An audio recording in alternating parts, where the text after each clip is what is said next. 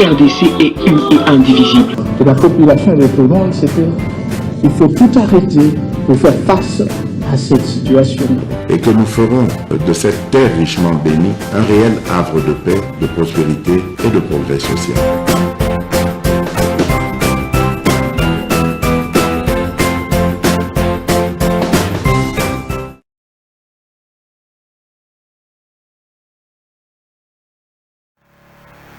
Boza ebele merci tobandi semaine ya sika ba défi ya sika bozolanda biso na MKB's officiel partout à travers le monde. Vous allez partager ba émission na biso. Merci na bande ko nyonso bozali ko liker to pe ko commenter to zali wana pona kope sabino toujours makasi mais bino pe bozongi la biso makasi wana parce que grâce à vous vous allez ko travailler, vous allez ko imprégner notre marque. Merci na bande ko nyonso ba zali ko sala yango.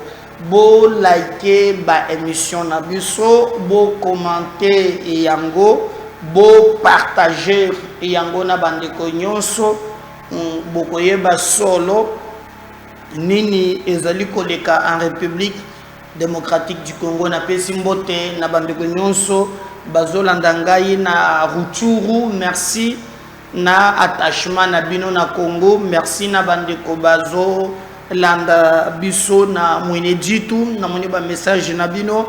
Merci na bande ko bazo landa biso na Kisangani na moni ba message na bino. Surtout awa na Kinshasa, vous nous suivez tellement boza ebele bino nyonso bo vota ki biso massivement bo ebi ke tozala ki voter na population ya Lukunga oyo nazala ki candidat député voté massivement mais fort malheureusement Bati Lukwebo atiaki neve naye qui s'appelle Emmanuel Bati azapendoi naye aza 200 voix ya pamba mais et comme biso ke comment mutu ya bongo akoki kozala vraiment exposé tito comme na ba niveau ke aleka moto yo azana ba 4000 voix et Zali Penza les Cambo ya akoka moi. Donc nous pensons que oyo bango bazo sala bazali na temps ya koyeba yango malamu, mais nous travaillons parce que le Congo a besoin de nous tous et nous avons saisi la Cour constitutionnelle boyebi ke tangu tokomiki kuna garçon wana azangi ko justifier 200 voix comme à cause de la Eli, c'est ni mutu publié qui est incapable de justifier 2000 voix ba pesier vraiment comme qui na difficulté mais medar kankolongo bimiwana botali na ba voix ebele oyo to sala qui nous pensons que ezaleli kambo ya mutuya oyo senga biso to réfléchir 3 fois avant de poser ba acte et on attend que bazouzi ya cour constitutionnelle basala o balobaka baloba droit pour to zonga na ba makoki na biso po oyo zoleka ezali vraiment impensable, ezali inadmissible. Tout ça la manso pour nous défendre intérêt et la République démocratique du Congo. Continuez vraiment à nous faire confiance chaque jour, je vous rassure, beaucoup à la déci, atana likambo mon côté. Tout comme ma solo bande konangai, coïncidence ni nezali entre Adam Chalwe, oyo azali communicateur to mutu ya M23, azali collaborateur direct.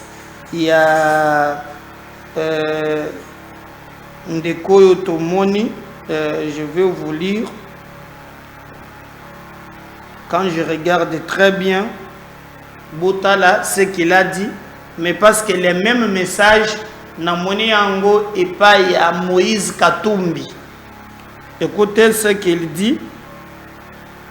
Toucher à la Constitution pour plaire à un imposteur est une haute trahison. Donc, garçon Nazana Nanga, bras droit ya Kabila,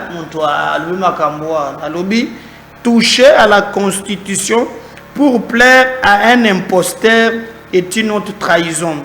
Les mêmes tripoteurs des lois viennent d'être recrutés pour une nouvelle sculpture constitutionnelle de la République démocratique du Congo. Les uns tiennent des haches, d'autres des marteaux piqueurs et d'autres encore des scies. Alors, wana bomoni ezali garçon wana azali rebelle, moto ya Kabila me yende batindi mikoloyo azala na ngambo wana po alandela dossier. Maintenant, ce qui nous a étonné, ezali le même message ezali repris par Moïse Katumbi. Alors, je ne sais pas, Togo Bengango, coïncidence, Basololaka, Bazo communiqué, Tonini. Je vais vraiment tenter na luka, Boyoka pe vraiment, Oyoye, Itatoyo Katumbi a lobby, et Kamusinga Makas Koma ya yebike, bazali ko changer constitution. Donc ezali likambo ya passe. Je vais venir na moniezo ezali ko mais je vais trouver au moins ça. Alors à l'objet des mêmes méthodes, les mêmes personnes qu'on utilise, des professeurs des universités qu'on recrute pas pour débattre na problème ya économie ya mboka, mais on recrute batouana pour réviser topé ko changer constitution. Alors je pose ma question pour nako yebisabino, est-ce vraiment ezali coïncidence? Pourquoi babimi ensemble na moment oyo et qui leur a dit que on va changer la constitution? Pourquoi ba rebelle va tenir même langage au même moment?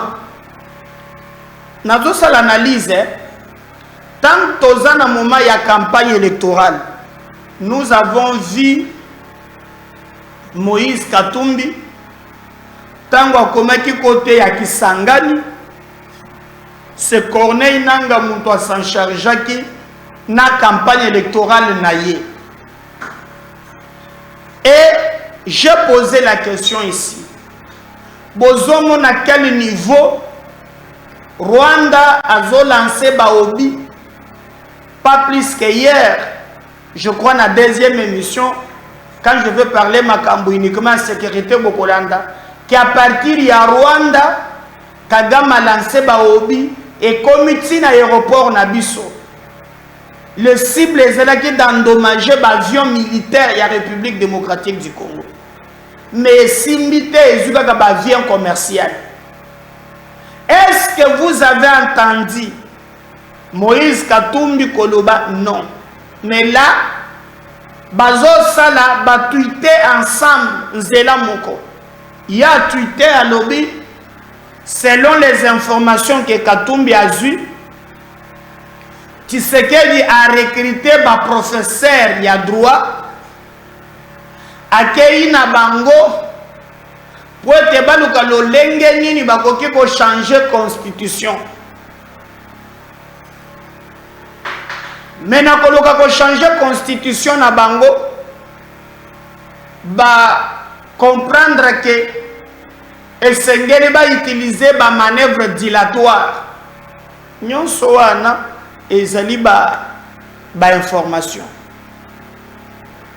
Alors nous, ce qui nous intéresse, est-ce ezaliwa ya bandeko o bazokufa, ou bien ezali notre façon de nous organiser pour que makambo etambola très bien. Wana ezali likambo ya mutuya o esengeli to réfléchir 2 à 3 fois. Et pourquoi Bazaka Kabango nananga nde ba yebi koma Tshisekedi alinga changer constitution?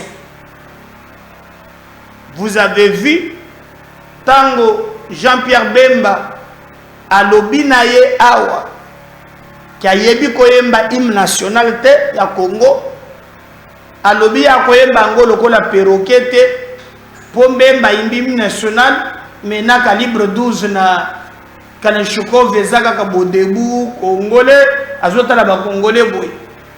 Or yepe makambo azoloba, je crois que esengeli to fongola miso.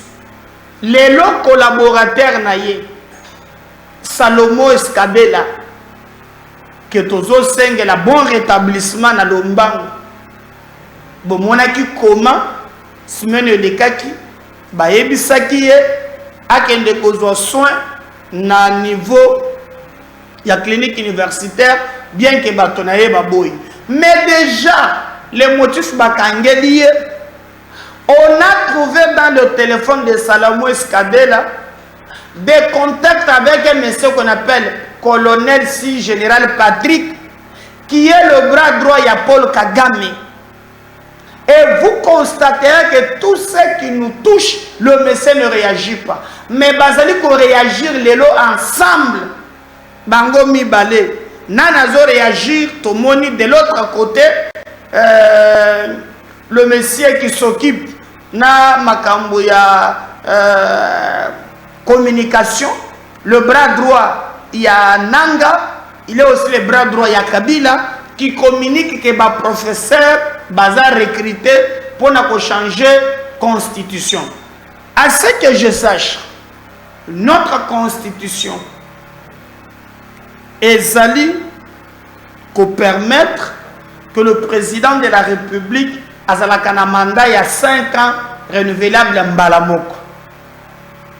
Toza na débit nanu tobandi ata kosilisa mbula moko te ya mandat. Toza na mois de février. Et le débat n'est pas sur le plan ya, par exemple, la population congolaise est estimée à 75% jeunes, 90% bas chômeurs. On fait quoi par exemple? Le débat n'est pas engagé. Tous ces jeunes qui déambulent, non, jamais. Accès à l'électricité. Combien il y a de population à Bisso, Bazali vraiment n'accès à l'électricité? Jamais. Venez seulement dans la province de Nakishasa Ao. Kende na ba munga funa wana ba funa ba mataliki ba na kota kuna. Suba biso na kitoki mosi okondima. Na ndundo bute jokondima. Ngana ba kampanya wana kenda kiti na ba Tchad na kenda kiti na ba Manyonzi kuna. J'ai vu des choses impossibles. Alors pourquoi les gens bazo kanisake bako buba biso en silence et que bato rolo bate? Et le vrai problème pour le moment, ce n'est pas un problème, il y a un mandat, il faut que le problème, il y a trouver une solution dans le problème, il y a un Congolais. Net même dans la capitale, Mboule Beta Kikak. J'ai vu des parcelles où les pépima ils vont quitter, ils vont louer motopompe. Dans le Congo, il y a un maboko qui vont quitter, ce qu'on va dire, tuyau, ils vont louer groupe, motopompe, pour me préparer. L'absence de non-État. Et là, ce débat n'est pas engagé. Le débat, c'est autour, il y a ma poste. C'est autour, il y a ma mandat. Et lorsqu'on massacre notre peuple, les politiciens est allé bangoter. Et moi, je suis étonné que c'est Katumbi qui a des informations selon lesquelles Félix Tshisekedi a recruté bateau pour changer de constitution. Cette histoire ne passe pas. Ne passe pas. Et même, j'ai vu garçon Wana Bazana Nangawan. Il a aussi le courage. Il y a Koloba, constitution, Bagé Kozwa, Marteau, professeur Bamusuna, Birin, Bamususuna, Basi, pour il faut Bakata. Mais il y a ce qu'il fait en tuant ses propres frères. Même les Sud-Africains, o ba yepo ba soutenir biso batiki mboka na bango bazui mukato mokolo wana obi moko Kagame atindi et bomi déjà des 3 baza gravement blessés et lui là et que prévoit la constitution hier azana nanga soki bomoni que non bopoli na bino il faut que boma bande ko na bino. Nous avons choisi démocratiquement parlant le moyen par lequel on peut accéder à pouvoir, c'est par les îles. Alors comme vous pensez qu'il faut vous il faut régler des comptes. C'est ça le vrai problème. Alors que nous pensons que c'est un bunda pour nous en ligne, c'est-à-dire kobunda pote maye oyo ba congolais ba koloba ezala ya solo et non pas oyo mona lelo bato bakomi kozoba biso. Donc retenez yangu sur roche entre les deux sorties Adam Charles Azali Moutiam 23 lui a des informations selon lesquelles balingi ba changer constitution ba recruter ba professeur les mêmes messages ont tweeté par Moïse Katumbi qui dit clairement sans mâcher les mots que va recruter un professeur pas pour réfléchir dans les cambo économie mais va recruter un professeur pour kotala likambo oyo etali changement ya constitution. Alors à lobby eza Sony et il a dit ça ne passera pas comme mais mo les a compliqué ngai pour fona na Zambie walai na telemika na lobby pe. Pourquoi comment on l'a fait jusqu'au bout? Mboka koto te kizoba zoba te. Ngape fona telemi bona unata na Zambie. Ngape na lobi na ba Zambia na zone. Bakotika nga? Andondi bakotika nga? Ngape fona nando pe na Zambie. Comment ça ne passera pas? Nous ne sommes pas là pour appuyer la révision constitutionnelle. Mais occupe-toi d'abord na problème oyo bande konabiso bazobo makabango. C'est le plus important. Madame Nayo aza soki parenté à Kagame soki ndekenini oko senga le bekeno tika ko boma ba congolais tika ko bwaka ba obi ndenge bozo sala ezali malamu te ezo détruire mboka. Vous pouvez le faire. Mais comment maintenant wanozo salate yozo monaka makambi ya révision constitutionnelle. Et le même message balié na yo on ba Adam Charles batem 23 bazo relayer yango. C'est très grave. Et nous pensons que likambo ya bongo ekoki koleka atamukete. Nous tous d'accord que tout le monde a mboka na biso kende le bosso. Et moi-même je peux dire au président, même na pire, je sais qu'il y a des gens qui pensent qu'ils peuvent bako zalawana pour s'octroyer bami pe sa avantage basala bomen bakeba. Nous voulons le développement. Nous ne voulons pas, peut-être qu'il y a des dinosaures qui peuvent nous amener dans le schéma au Congolais. Boyeba maintenant sort na bino banani balobela kaya. Ngobi ke lobi na fanda ke boina moni panangai batu ba e plein. O papa biso to vota kiyo po makambo yo bato to voter tozo moni lokote talaba ke soki na zando balongoli biso na bisika moko boye nani ba musuba bimiawa wo tala biso na ministère ya travail yango to vota kiyo obikie net garçon niveau ya bat ana malédiction moko ata moi 3 mois enfant de bato bazolela tala sikoyo toge na ministère ya travail tokende boye to réclamer papa batindi policier kumba donc bakangi biso on appelle ça bivugu edit je bondi donc baleli bolibitala papa yango lingaki yo mutokolo bela biso tu es le seul qui pouvait nous défendre tozoka moi kadima ba maudire kadima moi no ya bat oyo azana 200 voix côté na parler ba maudire ye ce n'est pas possible. Mais Kolembate, en attendant au siéger, même à la média, l'obéla yango. C'est ça le vrai problème, il y a les Congolais. Et non pas les débats qu'on nous lance maintenant, il y a un mandat. Non, le peuple n'a pas besoin de ça. Le peuple a besoin, il y a comme on a d'abord situation, elle a changé. Ce que Katumbi est en train de faire, Nambo Kanabiso, Bandeko Nangai, et ça grave. Na Adam Chalewana qui petit Nangai, nous est là aux yeux Zamabe. Oh yo de la constitution pour yon mentor na yo, vous avez eu le luxe de trahir la République, de trahir le Congo, et personne alors personne ne peut vous pardonner. Et là comme vous salia de déplacer, Batobazola la Libanda ni Katumbi a condamné yote, mais boyo kanina yebosa la duo pour dénoncer révision constitutionnelle imaginaire.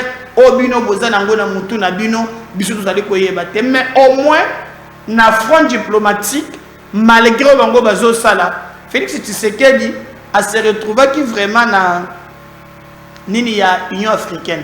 Donc batu azoloba o ya loba kike akokutana na kageme kaka na paradis.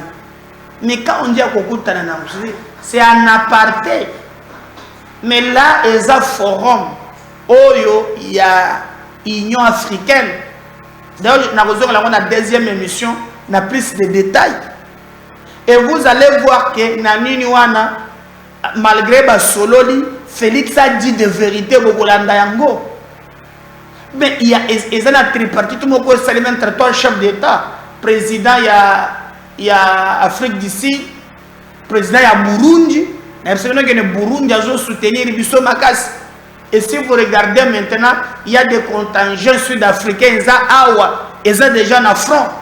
Mais tout le monde peut, Burundi peut, Awa. D'ailleurs, Kagame a supporté Ndaïchimewanate parce que Azali a apporté soutien à Congo.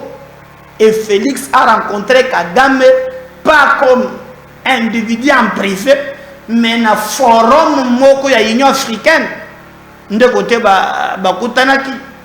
mais parce que TV et radio, nous pensons que Koki Penza, Kende Moussika, Nanyonso, regardez au moins comment le président de la République, à 8 ans, il a expliqué, tout peut exposer les bossos, il y a un père, il y a l'Union africaine. On va revenir pour continuer avec notre émission. Permettez-moi de réagir à la très brillante prestation de notre frère le président William Ruto, qui malheureusement s'est un petit peu déplacé, mais également de notre frère le président Brice Oligui, sur la nécessité d'être unis et les avantages qui en découlent. Je suis un panafricaniste convaincu.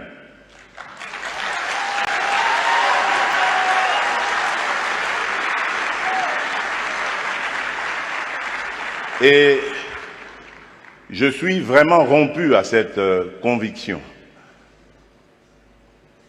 Et lorsque je suis devenu, c'est ça la preuve d'ailleurs, lorsque je suis devenu président de la République, il y a presque 5 ans maintenant, la première destination à laquelle j'ai réservé mes déplacements, c'était l'Afrique. J'ai commencé par le Kenya, à l'époque du prédécesseur du président Ruto, puis je suis passé par l'Angola et je suis arrivé en République du Congo, chez notre aîné, puis j'ai fait le Rwanda et l'Ouganda, et depuis lors,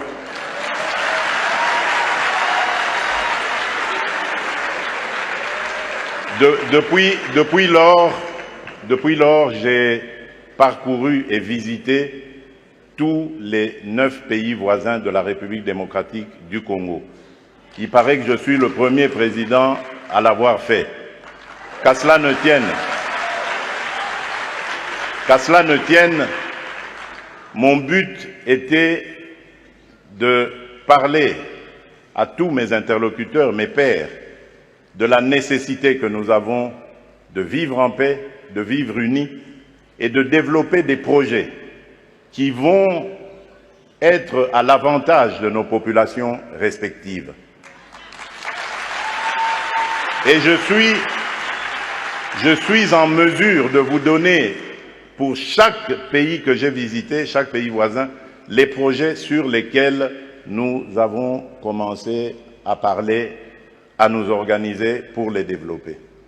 Donc c'est vous dire l'attachement que j'ai à la paix et à l'unité des peuples d'Afrique. Mais, car il y a un mais, et là je voudrais vraiment m'excuser de tempérer un peu l'enthousiasme qui a été le nôtre lorsque nous avons suivi le président Ruto, pour dire malheureusement nous sommes loin de la réalité. Parce qu'en ce moment, par exemple, où nous parlons de ce sujet très, très important, hyper important, la conservation de notre biodiversité, de nos forêts, il se passe actuellement dans le parc de Virunga une des réserves naturelles les plus importantes au monde, en forêt et en biodiversité, un activisme armé qui met à mal cet écosystème, qui le détruit. Et cela n'a pas été décidé à Washington, à Paris, à Bruxelles ou à Londres. Ça a été décidé en Afrique, et plus précisément à Kigali.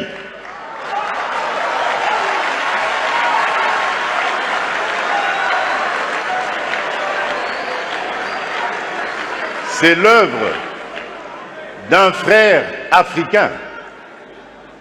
C'est pour vous dire que nous devons bannir l'hypocrisie qui est entre nous.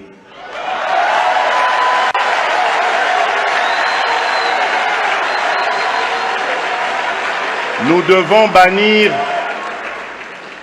devons bannir des fléaux tels que le tribalisme, la haine de l'autre. Et c'est là, je crois, que nous pourrions parler d'abattre nos barrières, d'effacer les tarifs douaniers, etc. Tout simplement parce que, malgré nos engagements, rappelez-vous, à l'Union africaine, l'horizon 2020 était l'objectif pour faire taire les armes en Afrique. C'est devenu une chimère. Et nous ne nous en offusquons pas.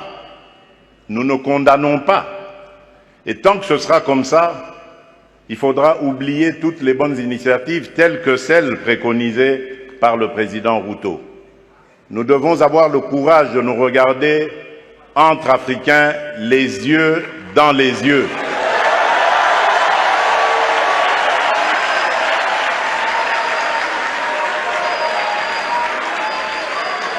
Et nous dire que on ne peut pas s'appeler frère et se poignarder dans le dos en même temps.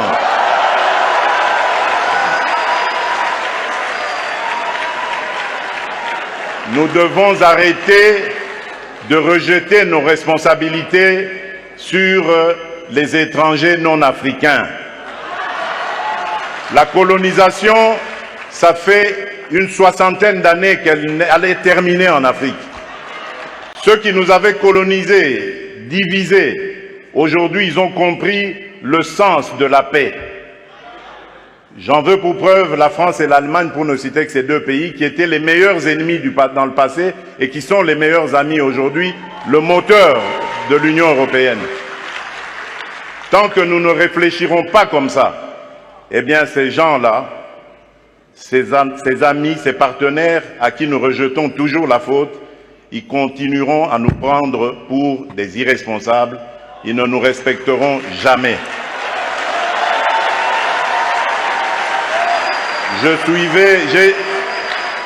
J'ai suivi tout à l'heure avec attention l'adresse du président Macron, toute sa bonne volonté à vouloir venir dans des partenariats, mais j'ai tout de suite compris par son attitude que c'était du politiquement correct. Il n'en croyait pas un mot. Non pas parce que lui est menteur, non, loin de là. Parce que nous ne sommes pas sérieux, et eux le savent. Le jour où nous mettrons fin à ce à quoi nous assistons aujourd'hui, à l'est de la République démocratique du Congo par exemple, des voisins qui viennent semer la pagaille, la mort, la désolation, uniquement dans le but de s'enrichir, de piller les ressources. Le jour où nous mettrons fin à ce genre de comportement, alors oui, là nous aurons compris. Parce que je suis désolé, en tant que président de la République démocratique du Congo et face à ce genre de choses, je ne suis pas tenté de construire des ponts, mais plutôt des murs pour sécuriser ma population. Voilà, j'espère que on est allé élément il y a Brazzaville, il y a technique ils en a caprice. De toutes les façons, il y a un message qu'il a adressé aux dirigeants africains pour les créer une polémique, mais il n'a jamais mâché les mots. Et d'ailleurs, lors il y a tripartite au Basalaki na Addis Abeba, le président de la République, en tout cas, Zalaki clair. Mais na kati ya salwa na Addis Abeba, il y a un jeune moko Bazalaki, congolais, en plein sommet, bango ba telemi nikolo ba beti boy. Ndemba na moko ba autorisé na ba service kenyan de sécurité, ba bendi ba petit ba kanyi bango lubiri no anto ba kei na bango. Chance pour na bango, gouvernement peut alandeli bango, bakangaki bango, bakotaki même na kacho. Alors quel est le mal au basali en Union africaine? Et là quand nous autres soit batogomi viral pour le même ata ba joueur na biso mususu. Hein? Oya ata ba va changer ba nationalité. Mais azaka congolais na moni 4 joueurs, luka kwa chaki bi moko boy lobby a betu boy. Alors ce qu'on a dit ça beba ba congolais baza ba jeune bazala ki ona ba betu boy ba kangaki bango. Ba gomeli et le président yeko yamba bango. D'ailleurs, Moutoyo Andori à Léopard, Moutoyo Azalaki Kuna, c'est héritier du Vumbu na Rwanda.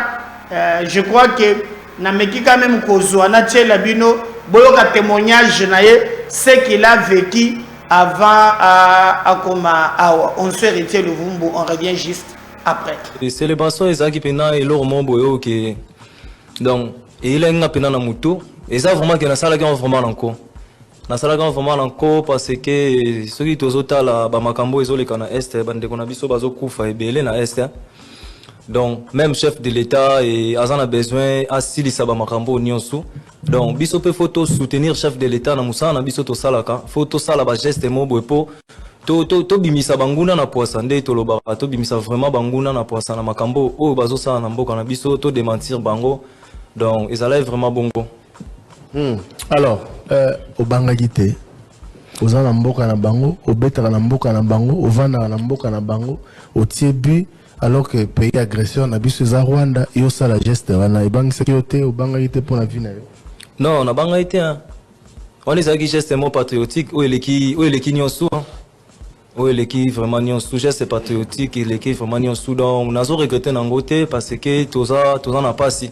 Bamambo nyonso tozomona o ezoleka na est mutu moko tazo sepela nango na mboka na biso donc ezo déranger vraiment batu nyonso na citation o yango peta nga na fandaki mais bango bawanga na ka bamakambo basala kuna na mboka na biso yango tant on a fandi vraiment na raisonner na lobi que tant on a mona ki yango loko motiver nga tout tant on a mona ki bande ko na pe ba joueur basala ki on a chan ndenga mo vraiment que na soit ki décision que faut na sala ngona territoire na bango pour total no réaction na bango na ndenge bango bawanga na ke bango basala mambo wana te na mboka na biso po total réaction na bango bula nko yela ki ondegeni donc po monaki baninga na kan basalaki yango yango osali to yo moko olobaki puisque fanda na bango fanda na ozala repa na bango yo moko olobaki to eloko wana eutaki na yo moko to batindaki yo parce que na Rwanda bazolobaka batindaki yo. Non, ils ont tout le monde à Tindengai. Et oui, vraiment, dans mon manangai, n'a pas rambo tout le monde bande qu'on a vu sur baso Sibir na est. Et oui, pena mon manangai. Na tala ki peke, mboka na zobeta na osala bango plaisir. Batuni on sou ba sepela nanga balinga ngai, mais bande qu'on a vu sur kuna baso souffrir. Yango no moni ke na zwa ki vraiment risque wana pona na soutenir pe bande qu'on a baso kufa na est. Donc voilà. Match na aussi côté à l'internet FC Police les équipes de la police d'ailleurs Thierry Gamond a précisé.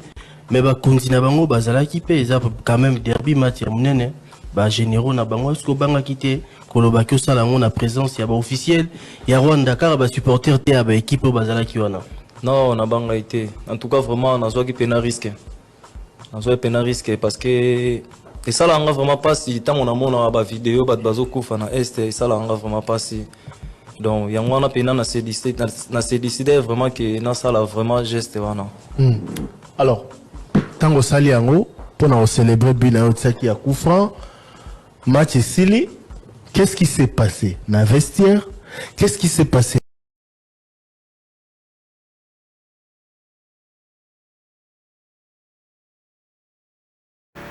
Voilà, j'espère que wana bolandi commandenge makambo elekaki et nous pensons que nous se koleka très bien. Mais bon mesana nabino bo kangango na lobi ke ba ko rendre arrêt le 23 mais regardez comment Médard Kankolongo na ba avocat naie ba sambaki na niveau ya cour constitutionnel. Ensuite ça, on va revenir pour clôturer notre émission.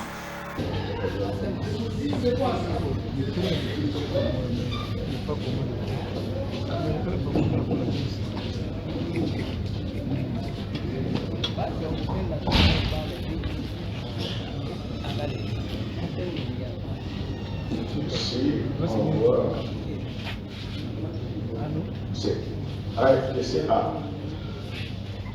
Comment est-ce que AFDCA peut être contre ma participation? C'est ça le débat. Ok. Maître, vous avez la parole pour la partie représentante. Merci de la parole, Monsieur le Président, Madame et Monsieur le membre de la Cour, Monsieur le procureur général.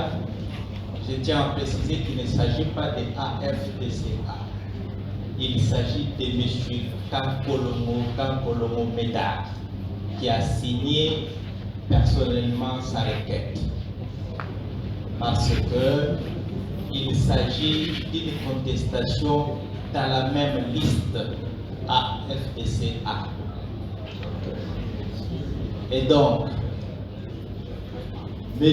Kankolomo Médard confirme le terme de sa requête, sollicite de la Cour de dire recevable de cette requête au motif que son droit de la défense, mais aussi sa liberté individuelle, ont été piétinés par le regroupement qui n'a pas voulu lui donner le mandat pour saisir la Cour.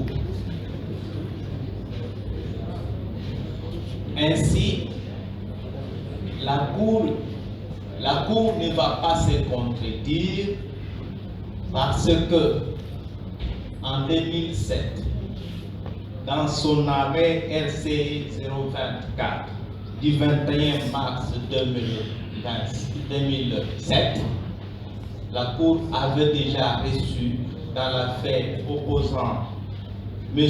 Mukakoli Sanga Jacques à Mme Janine Mabunda la requête du précédent parce que privé du mandat de son parti politique. En faisant cela, la Cour va dire cette requête amplement fondée parce que M. Kampolongo Meda a obtenu le plus grand nombre de voix dans la liste AFDC-A. Et que même quand on a confronté au sein du regroupement, c'est bien lui qui était largement en tête, mais que par surprise, la CENI s'est permis de proclamer celui qui avait moins de 300 voix. Vraiment. Et donc, la Cour va rectifier cette erreur matérielle commise par la CENI en proclamant M. Kampolongo élu sur la liste du regroupement AFDC-A. Nous avons. Merci, maître. C'est M. Kampolongo. Nous avons déjà laissé votre avocat parler parce que on présumait que c'était vous. Et si on doit encore vous accorder à vous la parole, vos avocats doivent vous avoir dit que la procédure est essentiellement écrite.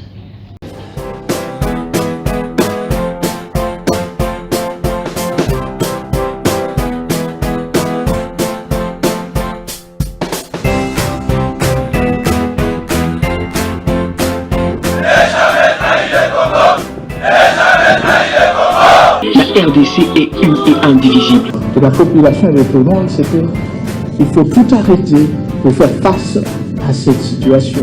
Et que nous ferons de cette terre richement bénie un réel havre de paix, de prospérité et de progrès social.